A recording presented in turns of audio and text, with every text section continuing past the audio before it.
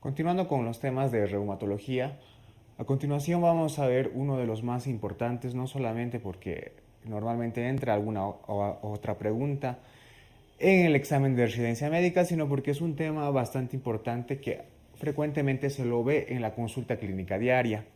Estamos hablando de la artritis reumatoide, ¿no? Entonces, como tú ves aquí en la imagen, pues evidentemente hay una afectación articular, ¿no? Y básicamente, si bien esa es una definición bastante sencilla, como vamos a ver más adelante, hay una complejidad de sistemas que están incluidos en su patología y también distintas manifestaciones clínicas. Empezamos.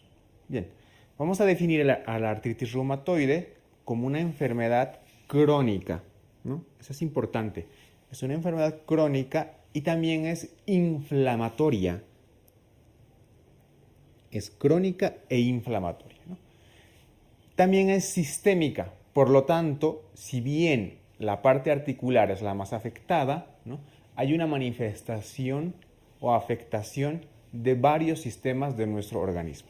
Entonces es una enfermedad crónica, inflamatoria, sistémica, que afecta evidentemente principalmente a las articulaciones, ¿no?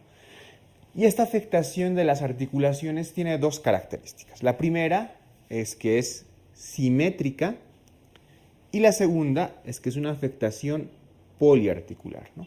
Y evidentemente la evolución de esta enfermedad pues es variable. Entonces es una enfermedad crónica que tiene un fuerte componente inflamatorio, además es sistémica porque afecta a varios órganos de nuestro cuerpo y también principalmente afecta a las articulaciones. ¿Pero cómo? De forma simétrica y cuya afectación es poliarticular. Respecto de la epidemiología, pues evidentemente es una enfermedad que afecta con más frecuencia a mujeres que a los varones, ¿no? De 4 personas que tienen artritis reumatoide, 3 son mujeres, entonces hay una proporción entre mujeres a varones de 3 a 1. Es una enfermedad que afecta con más frecuencia a las mujeres. A escala mundial, pues aproximadamente entre el 0.5 a 1% de la población mundial de adultos pues tiene artritis reumatoide. Como ven, es una enfermedad que es relativamente frecuente. Vamos a hablar acerca un poco de su patogenia. Evidentemente, dentro de la patogenia de la artritis reumatoide se mezclan un montón de cosas, pero entre las principales tenemos factores genéticos, factores ambientales y obviamente una respuesta inmunitaria. Dentro de los factores genéticos, pues se ha visto mediante estudios de que hay mucha más prevalencia de artritis reumatoide en personas que tengan familiares de primer grado con esta enfermedad. Entonces, hay un componente genético. Se ha demostrado una fuerte asociación del antígeno leucocitario humano DR4, ¿no?, en pacientes que tengan artritis reumatoide. Respecto de los factores ambientales, pues no está muy claro, pero hay ciertas infecciones que puedan desencadenar una respuesta inmunitaria, el humo del tabaco que también está relacionado, ¿no? Entonces, estos factores ambientales sumados a la predisposición genética conducen a una respuesta inmunitaria. Y esta respuesta inmunitaria es la que te voy a explicar aquí en este gráfico que tú ves en la diapositiva. Como tú ves en la parte superior, pues ves encuadrada una articulación, una interfalángica proximal más propiamente, ¿no? ¿Qué es lo que pasa en esta articulación? Pues evidentemente una persona determinada con factores genéticos predisponentes, ¿no?, que haya estado expuesta a ciertos factores ambientales, desencadena una respuesta inmunitaria a nivel de ¿dónde? A nivel de nuestros linfocitos, ¿sí? Nuestros linfocitos van a estimular tanto a macrófagos como a fibroblastos y a los famosos sinoviocitos. ¿Y qué es lo que va a ocurrir? Los macrófagos van a liberar una serie de mediadores inflamatorios, ¿sí?, Y estos mediadores inflamatorios van a reclutar a más neutrófilos. Y los neutrófilos, junto con los macrófagos y a su vez junto con otras células, como los sinoviocitos, van a liberar una serie de mediadores inflamatorios, ¿no? Estos mediadores inflamatorios van a producir una inflamación a nivel articular. Y esta inflamación, mediante enzimas y mediante un montón de proteínas inflamatorias, van a producir la destrucción del cartílago articular, ¿no? Y una vez que se produce la destrucción del cartílago articular, pues evidentemente se presentan las manifestaciones como el dolor y aún más la inflamación. En su intento por reconstruir este tejido, pues el organismo va a producir, mediante la respuesta inflamatoria, un tejido de granulación al cual denominamos panus, ¿no? El famoso panus articular, que no es más que un tejido de granulación. Entonces, básicamente, esta es la forma en la cual se desarrolla la artritis reumatoide. Una persona con ciertos factores genéticos, ¿no?, que se expone a ciertos factores ambientales, desencadena toda la respuesta inmunitaria que te he mencionado, ¿no? Primero los linfocitos, que activan a los macrófagos y demás células. Estos macrófagos liberan mediadores inflamatorios, se reclutan más neutrófilos, se amplifica la respuesta inflamatoria y como resultado tenemos destrucción articular y evidentemente sus manifestaciones como dolor y evidentemente la inflamación. Bueno, las manifestaciones clínicas. Pues evidentemente las manifestaciones clínicas son variables, ¿no? Como te he indicado, es una enfermedad sistémica. Sin embargo, evidentemente las manifestaciones más claras se producen a nivel de las articulaciones. Entonces, en este gráfico tú puedes observar los lugares donde se puede haber afectación de la artritis reumatoide. Tienes que tener claro que la afectación es simétrica. La afectación articular tiene esa característica, ¿no? Es simétrica. Y bien, al ser simétrica nos referimos es que si afecta a una parte de la articulación, también afectará a la otra contraparte. Puede afectar a un montón de articulaciones, pero las más frecuentes evidentemente son en las manos, evidentemente en las metacarpofalángicas y en las interfalángicas, pero sobre todo en las interfalángicas proximales, ¿sí? Como aquí tú ves una imagen más amplificada, se afectan sobre todo las interfalángicas proximales y las metacarpofalángicas, ¿sí? Son las articulaciones más afectadas sin duda. Como te había mencionado, se pueden afectar un montón de articulaciones, pero las más frecuentes evidentemente son las de la mano, principalmente las interfalángicas proximales y las metacarpofalángicas. Es muy, pero muy raro, y de hecho podemos decir que no se afectan las interfalángicas distales, ¿no? Entonces, eso es una característica de la artritis reumatoide, que no afecta las interfalángicas distales, ¿no? Si hubiera afectación de las interfalángicas distales, muy probablemente tendríamos que sospechar en otra patología reumatológica. Bien, también evidentemente se pueden afectar las articulaciones de los pies, sobre todo. Hay afectación de grandes articulaciones, como la articulación de la rodilla. Evidentemente se puede afectar también los hombros, el codo, ¿no? La afectación, como te he mencionado, es simétrica, ¿no? Es una característica principal. Tienes que recordar de que la afectación de la columna vertebral no es frecuente y generalmente los pacientes con artritis reumatoide pues no mencionan dolor lumbar, por ejemplo.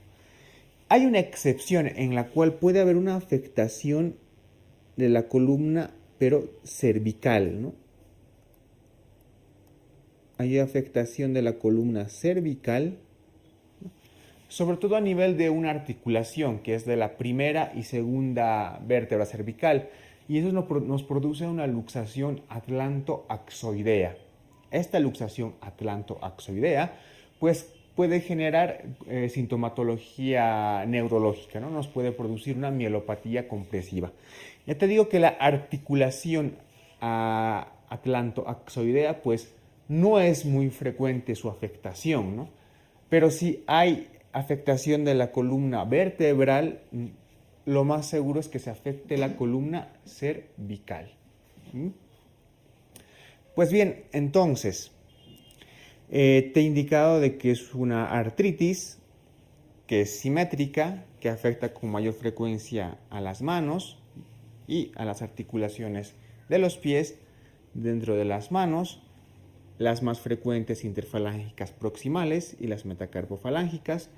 Tienes que recordar que el dolor que se presentan en las articulaciones es generalmente matutino, ¿sí? Se presenta por las mañanas y se va a caracterizar por una rigidez.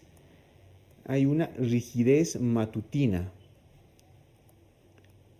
y que generalmente esta rigidez va a durar más de una hora. ¿Sí? Eso es una característica importante de la artritis reumatoide. El dolor articular, la rigidez matutina por más de una hora.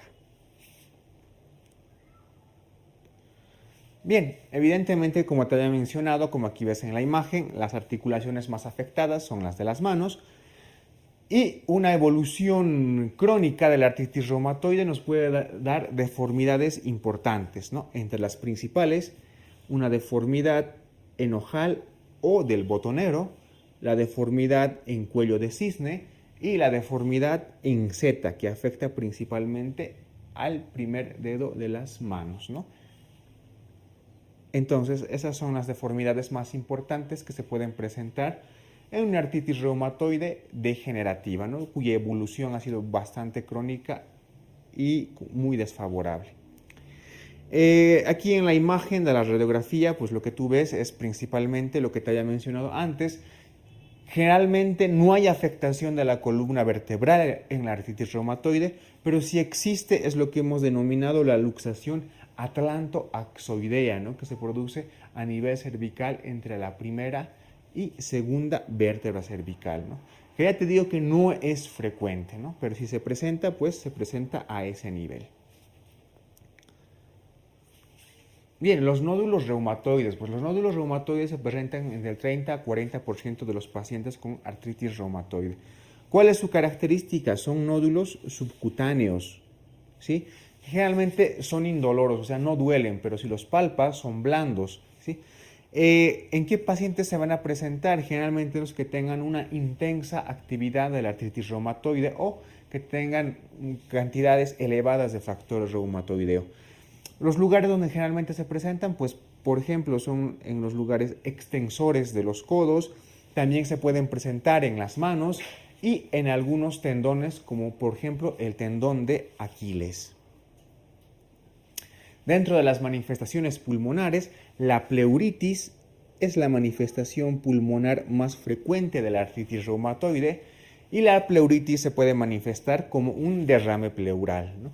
Si tú recuerdas el tema de derrame pleural en neumología, habíamos dado algunas características del derrame propio de la artritis reumatoide, ¿no? Y te había dicho en esa ocasión, y te lo vuelvo a repetir, que el derrame pleural de la artritis reumatoide es un exudado, ¿no? Cuyas características son las de presentar una glucosa muy baja y un descenso del complemento. Esas son las características del derrame pleural que se presenta en la artritis reumatoide. Como aquí tú ves en la imagen, ¿no? La opacidad que tienes, el famoso menisco de Damoiseau, etcétera, ¿no? Todo lo que ya hemos visto mucho más antes, en relación evidentemente con la artritis reumatoide. Otra manifestación pulmonar no tan frecuente, pero que sí es grave, es la neumonitis intersticial, ¿no? Esta neumonitis intersticial se puede presentar en un paciente con artritis reumatoide. Ya te digo que no es la manifestación más frecuente. Dentro de las manifestaciones pulmonares, evidentemente la pleuritis con su derrame pleural es lo más frecuente. Las manifestaciones hematológicas. Bien, existe una anemia de trastorno crónico o también denominada anemia de tipo inflamatorio, ¿no? Es decir, Como hemos visto en hematología, esta anemia cursa con una hemoglobina baja, con un volumen corpuscular medio normal, por eso es una anemia normocítica, ¿no? Algo importante y característico de las alteraciones hematológicas es que, si bien se presenta una anemia de trastorno crónico, en los pacientes con artritis reumatoide generalmente existe trombocitosis. Hay un síndrome característico que es el denominado síndrome de Felty y se caracteriza por la presencia de neutropenia, esplenomegalia, ¿no? Como tú aquí ves en la imagen, un agrandamiento del bazo, esplenomegalia, y evidentemente artritis reumatoide con factor reumatoideo elevado. Esta triada de neutropenia, esplenomegalia y paciente con artritis reumatoide con factor reumatoideo elevado es lo que denominamos síndrome de Felty. Las manifestaciones oculares. Bien, dentro de las manifestaciones oculares, lo más frecuente es que se presente una queratoconjuntivitis o, como tú ves en la imagen, una epiescleritis. Hay un síndrome que es el denominado síndrome de Sjögren, ¿no? Que se denomina también síndrome seco, y que un 10% de los pacientes con artritis reumatoide tienen este síndrome. Este síndrome se caracteriza principalmente por esto, por una queratoconjuntivitis seca, ¿no? Como tú aquí ves en la imagen, una afectación de la queratoconjuntivitis seca pues te da ojos rojos, ¿no? Esas son las principales manifestaciones oculares de la artritis reumatoide.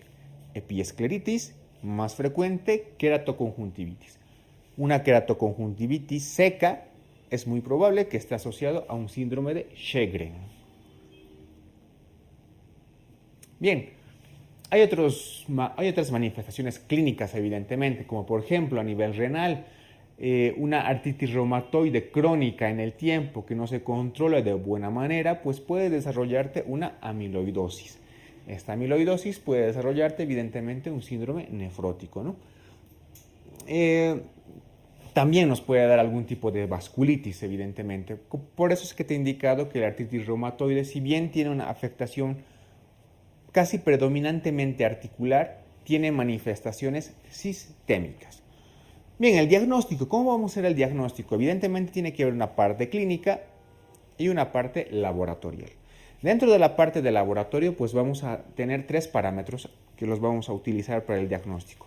Uno es el factor reumatoideo, 2 es el anticuerpo antipéptido citrulinado y 3 son los reactantes de fase aguda. Bien, el factor reumatoideo se presenta generalmente en la mayoría de los pacientes con artritis reumatoide, es muy sensible, pero tienes que recordar que el factor reumatoideo no es específico. O sea, no es específico de la artritis reumatoide, ¿sí? Aunque sí que se presenta en la mayoría de los pacientes con artritis reumatoide. Bueno, muchas veces hablamos del factor reumatoideo, pero no sabemos específicamente qué es el factor reumatoideo. El factor reumatoideo es lo que ves aquí en la imagen. Es una inmunoglobulina, que generalmente es la inmunoglobulina M, que reacciona contra otra inmunoglobulina, generalmente la inmunoglobulina G, ¿no? Es una pelea, ponte, una inmunoglobulina M de nuestro propio cuerpo contra una inmunoglobulina G, ¿no? Entonces, eso es el factor reumatoideo. Una inmunoglobulina M, ¿no? Que es más generalmente, contra una inmunoglobulina G. Bien, otro dato laboratorial importante, y este sí que es específico, es los anticuerpos antipéptido citrulinado, ¿no? Esta estructura química que ves aquí en la imagen y que te he subrayado, los anticuerpos antipéptido citrulinado son anticuerpos específicos de la artritis reumatoide, que tienen una especificidad bastante alta y también se relacionan con el grado de gravedad de la artritis, es decir, concentraciones muy altas de anticuerpo antipéptido citrulinado, aparte de que son específicas de la artritis reumatoide, pues están en relación con la gravedad de esta enfermedad, es decir, con formas más agresivas. Los reactantes de fase aguda, por lo general, como en toda enfermedad inflamatoria, pues generalmente están elevadas, ¿no? Entonces, tanto la PCR como la BCG tendrán concentraciones elevadas. Evidentemente, eso tampoco es específico de la artritis reumatoide, pero sí que demuestra que hay una importante actividad inflamatoria. Bien, otro estudio que nos va a ayudar no solo en el diagnóstico, sino también en la evolución de la artritis reumatoide, pues es la radiografía, ¿no? Dentro de las características radiográficas que existen, pues vemos primero una osteopenia periarticular, vamos a ver una disminución simétrica del espacio articular, erosiones subcondrales y mientras más vaya evolucionando la enfermedad, mientras más agresiva sea, pues también se va a ver anquilosis ósea, es decir, la fusión, ¿no?, de las articulaciones. Entonces recuerda, las características de una artritis reumatoide en la radiografía son osteopenia periarticular, la disminución simétrica del espacio periarticular y las erosiones subcondrales. Bien, ¿cómo hacemos el diagnóstico de la artritis reumatoide? Antes había una clasificación que se utilizaba hace bastante tiempo, ¿no?, que se ha modificado y se ha unido la clasificación tanto americana como europea. Entonces se han creado los famosos criterios del Colegio Americano de Reumatología y de la Asociación Europea de Reumatología, los famosos criterios ACR-EULAR 2010, ¿no? Entonces, estos criterios pues tienen como componentes la parte clínica articular, la parte serológica, ¿no?, y evidentemente la duración de los síntomas. ¿Cuáles son estos criterios? Y esto sí es importante que los vayas a repasar, ¿no? Primero, la afectación articular, ¿no?, que se da una gradación del 0 al 5, un puntaje del 0 al 5, ¿no?, y en los cuales nos dice que una articulación grande, solo una, pues tiene un puntaje de 0. De 2 a 10 articulaciones grandes tienen un puntaje de 1. La afectación de 1 a 3 articulaciones pequeñas tienen un puntaje de 2.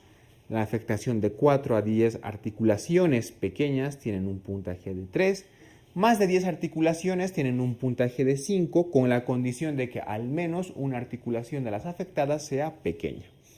Dentro de los parámetros serológicos nos dice que un factor reumatoideo y un anticuerpo antipéptido citrulinado negativo tiene un valor de 0. Un factor reumatoideo o anticuerpo antipéptido citrulinado positivo, pero bajos, es decir, menos de 3 del valor normal que tiene un puntaje de 2. O un factor reumatoideo o anticuerpo antipéptido citrulinado positivo, pero altos, mayor a 3 veces su valor normal, tiene un puntaje de 3, ¿no? También se considera a los reactantes de fase aguda, una BCG o PCR normal tiene puntaje de 0, una BCG o PCR elevado tiene puntaje de 1. La duración de los síntomas, menor de 6 semanas, 0 puntos, más de 6 semanas, 1 punto. Dentro de la afectación articular, evidentemente, el paciente tiene que referirte lo que te he indicado hace un momento, que la afectación tiene que presentarse como un dolor, sobre todo matutino, ¿no?, y una rigidez mayor de 1 hora. Algo que tienes que tomar en cuenta, hablando de las características inflamatorias de las articulaciones, es que el dolor en la artritis reumatoide mejora con el ejercicio, o sea, mejora con la actividad. No es un dolor de características inflamatorias. Y es lo contrario del dolor mecánico que vamos a ver, por ejemplo, en la osteoartrosis. El dolor mecánico empeora con el ejercicio o con el movimiento. En cambio, el dolor inflamatorio, como es el caso de la artritis reumatoide, mejora con el movimiento y con el ejercicio. Bien, volviendo otra vez a los criterios. Para diagnosticar artritis reumatoide, la suma de estos criterios tiene que ser mayor a 6 puntos. ¿Sí? La suma de estos criterios tiene que ser mayor a 6 puntos. Y recién la suma mayor a 6 puntos te da el diagnóstico de artritis reumatoide como tal. ¿Sí? Entonces, la suma mayor a 6 puntos de estos criterios, pues evidentemente en un paciente ya nos dan el diagnóstico de artritis reumatoide. El tratamiento, bueno, ¿cómo vamos a hacer el tratamiento? Primero, evidentemente, medidas generales, como incentivar el ejercicio, pero evidentemente moderado en los pacientes que tengan esta enfermedad. Y evidentemente el tratamiento principal es el farmacológico. ¿Qué medicamentos vamos a utilizar? Dentro de los antiinflamatorios, evidentemente los AINE o corticoides. Los AINE reducen el dolor y la inflamación de forma inmediata. Podemos utilizar bastantes, ¿no? Ibuprofeno, podemos utilizar naproxeno,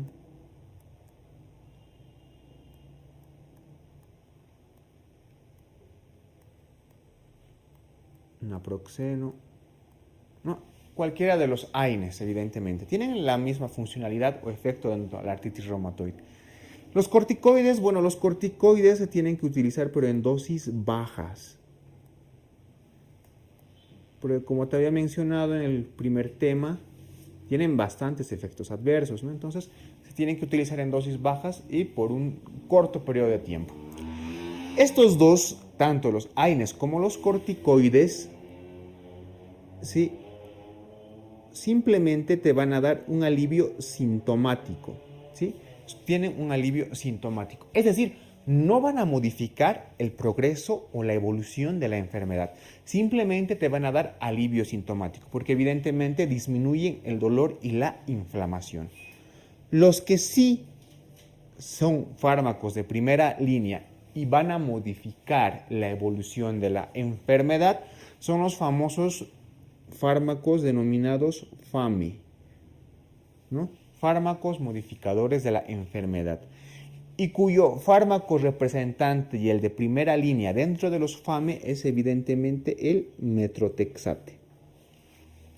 El metrotexate es el fármaco de primera línea que se utiliza en el tratamiento de la artritis reumatoide y tiene que empezar a usarse lo más antes posible. Es decir, yo diagnostico artritis reumatoide a un paciente y inmediatamente tengo que darle metrotexate. ¿Por qué? Porque es el único fármaco, bueno, no el único, pero pertenece al grupo de los fármacos que van a modificar la evolución y la progresión de la enfermedad. Hay otros fármacos modificadores, evidentemente, ¿no?, como la sulfasalacina, etcétera, ¿no? Hay un montón de otros inmunosupresores que están dentro de estos FAME, pero recuerda que el más importante y el de primera línea, el de elección, es el metrotexate. Bien, hay otros fármacos que son los fármacos biológicos que realmente han dado una revolución en el tratamiento de la artritis reumatoide, porque no solamente intervienen en la progresión de la enfermedad, ¿sí?, sino también ayudan evidentemente a disminuir sus manifestaciones. Estos fármacos biológicos principalmente tenemos los antifactores de necrosis tumoral. Dentro del principal y el más conocido, evidentemente, está el infliximab y el adalimumab. Otros fármacos biológicos que se utilizan en la artritis reumatoide son, por ejemplo, los antagonistas del receptor de la interleuquina 1, la anakinra, los anti-CD20 como el rituximab, los inhibidores de la coestimulación de linfocitos T como el abatacept, ¿no? Sin duda, pero dentro de los biológicos los más conocidos son los antifactor de necrosis tumoral, ¿no? Dentro de los principales el infliximab y el adalimumab. Entonces, tanto los FAME, dentro de los cuales está el metrotexate, como los fármacos biológicos, estos sí van a modificar la evolución y la progresión de la enfermedad. Los AINE y los corticoides no modifican la evolución de la enfermedad, pero sí te dan alivio sintomático. En cambio, metrotexate, que está dentro de los FAME, y los biológicos sí que modifican la evolución de la enfermedad. Entonces, ¿cómo vamos a hacer nuestro esquema de tratamiento? En primer lugar, a los pacientes que no les falte su AINE o su corticoide. El corticoide en dosis bajas. Y ambos se administran, pero por cortos periodos de tiempo. ¿Por qué? Porque son sintomáticos, ¿no?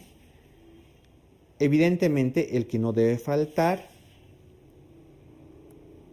es el FAME, pero en este caso el de primera línea, el metrotexate.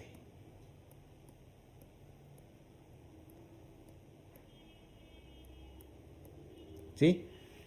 Un FAME, un fármaco modificador de la enfermedad.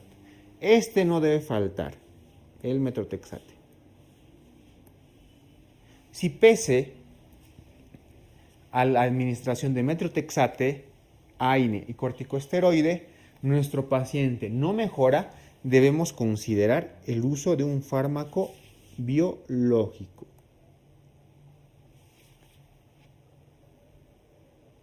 Un fármaco biológico, como por ejemplo un inhibidor del factor de necrosis tumoral, ¿no? Como el infliximab o el adalimumab, ¿no? Entonces, esta es la escala que más o menos se realiza en el tratamiento de la artritis reumatoide. Para tratamiento sintomático, AINE o corticoide. De primera línea y que no debe faltar, un FAME, en este caso, metrotexate. Si no mejora con el metrotexate, podemos pensar en la administración de un fármaco biológico, como un inhibidor del factor de necrosis tumoral, como el infliximab o el adalimumab. Bien, entonces estas son las pautas principales que te puedo dar respecto de la artritis reumatoide.